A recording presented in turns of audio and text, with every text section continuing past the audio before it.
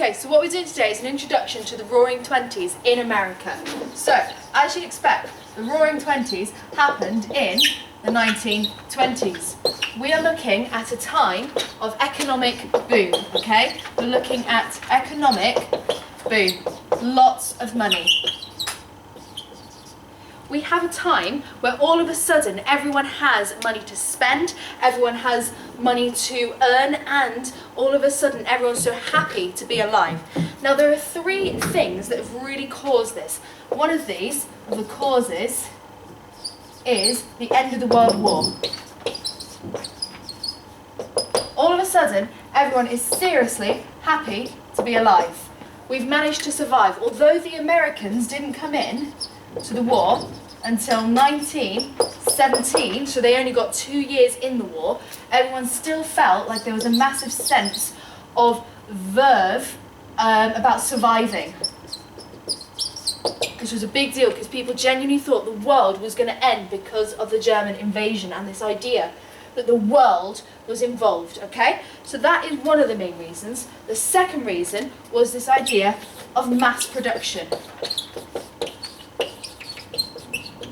We have what we call the production line, all right? So all of a sudden, everyone could buy cars, they could buy radios and fridges at a much cheaper price, because all of a sudden, it was cheaper, easier, and quicker to make these things. So with mass production came this surge in available goods.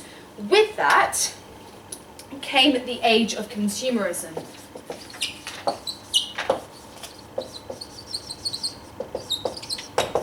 The age of consumerism was actually fueled by the government. The government policy was to put into this. They wanted people to be spending all of the money they possibly had because it meant that the country could get more money into its economic system. It meant that the country was picking up, and they had a policy that they called laissez-faire. It's a French word that means leave to be, okay? So it means leave to be. And what they did was they had an attitude where they would just let businesses do what they want.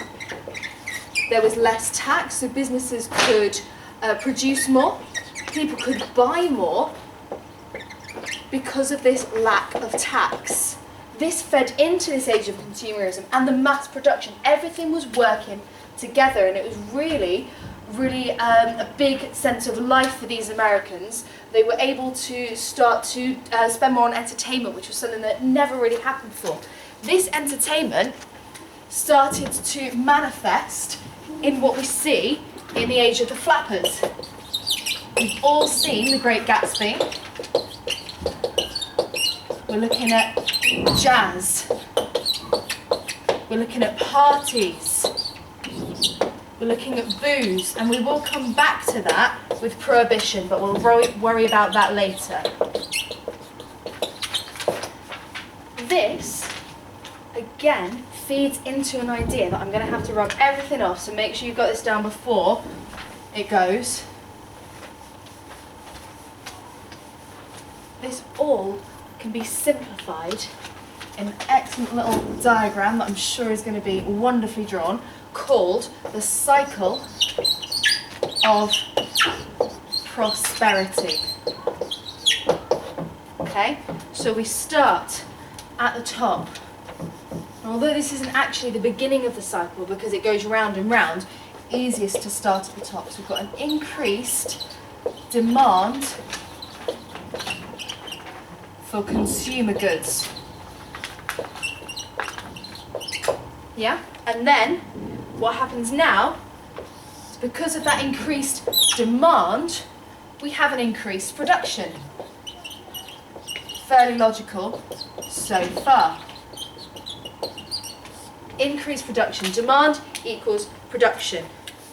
And because of that increased production, people are actually buying more.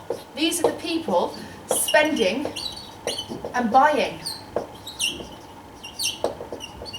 Spending and buying, which means that actually there's more money. increased money, which then goes back to their wages, the people who are buying and selling and producing, which means more disposable income. So that's like minus your rent, minus tax, and here's where that government policy comes back. Yeah, we've got government policy going on with that rent and tax. You currently have less to pay, and because we've got more disposable income, there's more demand for those consumer goods. In the middle of all this is something else that's going on, which is really new for the 1920s. We had the age of credit. We've all heard of credit cards before, but what this actually means, and it was something extremely new for people at the time, is that people could spend money that they didn't actually have, so that was lent to them. So in effect, they were paying for 10% of their goods, and they were borrowing the extra 90. Now at first people thought, this is great, I can now buy more, which increased the demands even further, and the cycle kept going round and round, which then later, and something else we'll come back to, is what caused the crash of 1929, all right? So that is a basic overview of the Roaring Twenties and everything that it contained.